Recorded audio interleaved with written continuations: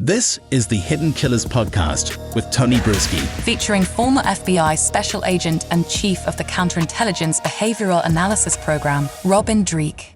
Jennifer Crumbley found guilty of involuntary manslaughter. Her son, Ethan Crumbley, already serving his time for executing 4 of his classmates at Oxford High School in 2021. A verdict that is going to have repercussions for decades to come. Joining me to discuss exactly where this all goes from here, Robin Dreeke, retired FBI Special Agent. Robin, this is one where I didn't know where it was going to go, and I figured at some point if it wasn't going to be her, it was going to be somebody that was going to get this guilty verdict and kind of shift the paradigm going forward. But what do you think this means? I know there's a lot that this means going forward in terms of her being found guilty and responsible for involuntary manslaughter in the actions of her son. Yeah, Tony, I have been thinking about this case more than any case in a while, I think. And there's a lot of reasons for it. And I was trying to figure out why. And the why of this, what I was trying to figure out in myself. And this kind of give everyone that's listening a little bit more of my behavior arc. Mm-hmm. You know, I'm a behaviorist. I'm not a granular guy when it comes to serial killers and things like that. I mean, I have knowledge base there, but I'm a human behaviorist because of what I did with the FBI. Yeah. I'm more of that 30,000 foot level. And this one bothered me. And what bothered me about it was I seem to be out of sync with what a lot of people are saying. And what that is that a lot of people are saying this is going to be a big case and it's going to put parents on trial, and parents are going to be more subjected to the legal system if their kids do something wrong. I mean, it's kind of a landmark case that people are fearing. And they thought that was a bad thing, a potentially bad thing. And I'm not having that kind of reaction to it. And I was asking myself, why aren't I having that same reaction? And it's because at the granular level, those arguments are 100% right. You know, we have to be careful of that. You know, should we be accountable for the actions of others, especially when their death is involved here? I know it's the first case that a parent is being held accountable at this level in a school shooting. Mm-hmm. And here's why I literally came up why it's bothering me. Because as a society, I see this as a potentially good thing. Mm-hmm. And here's why.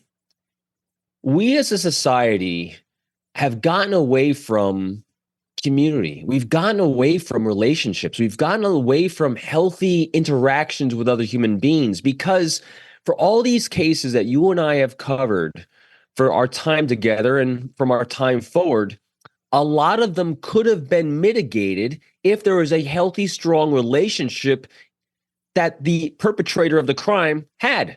I mean, think of Lori Day Vallow, you know, the wacky mom that killed her kids with Chad. If there was healthier relationships in there that could have reached in and grabbed them and said, hey, shook them around and said, knock that off. When you think about the Frankie, and her kids, you know, she's on trial because she abused her children. And you know what? If there was someone that actually had a healthy, strong relationship in there that was going to be held accountable, maybe they could have yanked them back.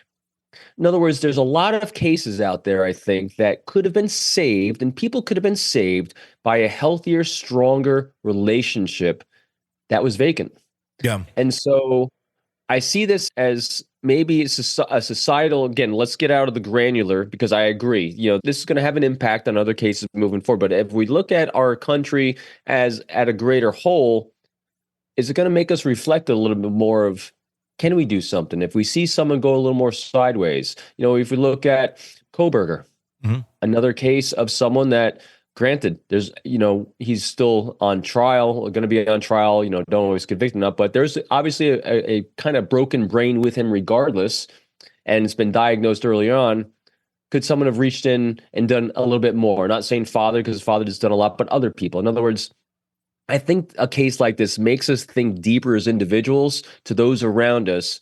Can we reach out and touch that pain point a little bit more? Is there something more that we can do to prevent these things as a society? So that's my long monologue, and I apologize. No, for that. And at the core there, I 100% agree with you. And I think if we had unicorns and rainbows everywhere, it'd be wonderful. And I think that's where I'm at on it. It's a unicorn and rainbow thing. That exactly what you're saying would have the effect of what you're talking about. In a perfect world, 100% agree. And to those of us who are already responsible parents, or at least trying our darndest to be, as we all, navigate the world of parenting, we see this and we go, oh my gosh, but I think a lot of folks who are already there, they're already, if there's some problem with the child, or they're going through something, or we notice something, we're the ones who are already there trying to get them the help. There's odd ducks to everything, but right. I think in a lot of those cases, those parents are doing that, and they're not doing it because there's legislation or fear of, oh my God, what if I don't, step my stuff up, I'm going to get in trouble. I don't think any of us, or responsible parents, don't parent out of fear of being incarcerated. No doubt. But in those that are not parenting that way, don't really fear being incarcerated, or it doesn't even cross their mind that there could be some sort of repercussion. So there's a lot of points you just made there, and I want to talk about them kind of piece by piece. But I guess the question I have here then, to everything you just said, which I agree with, can you legislate good parenting or healthy relationships?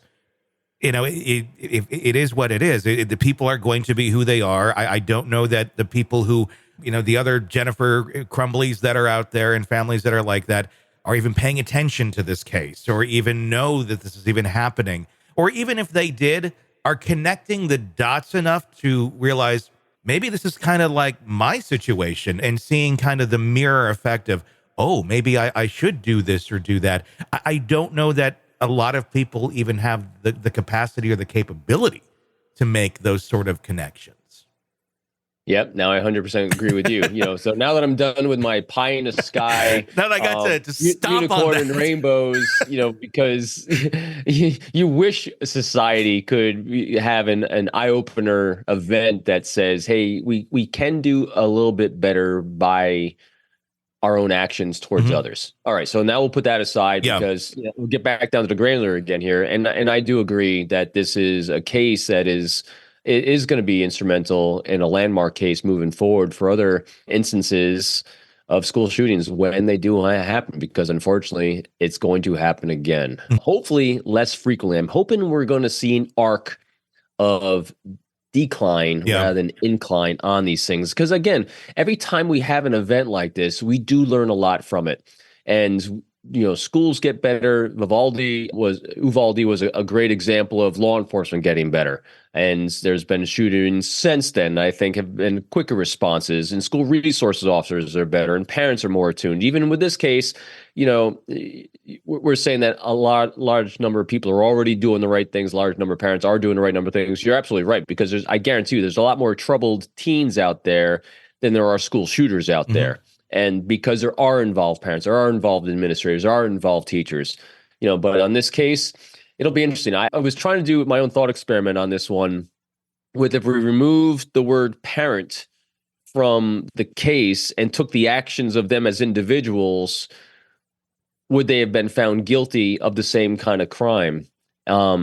That's the big question, because I think that's the real test here, is if they weren't parents, would they still be found guilty from their knowledge and lack of action based on that knowledge? Sick of the ads? We are too. Start listening with no commercials now and get access to all of our episodes in advance of everyone else. Become a True Crime Today Premium Plus subscriber on Apple Podcasts. Search True Crime Today Premium Plus on Apple Podcasts, or go to our podcast page and sign up now. True Crime Today Premium Plus. Sign up now.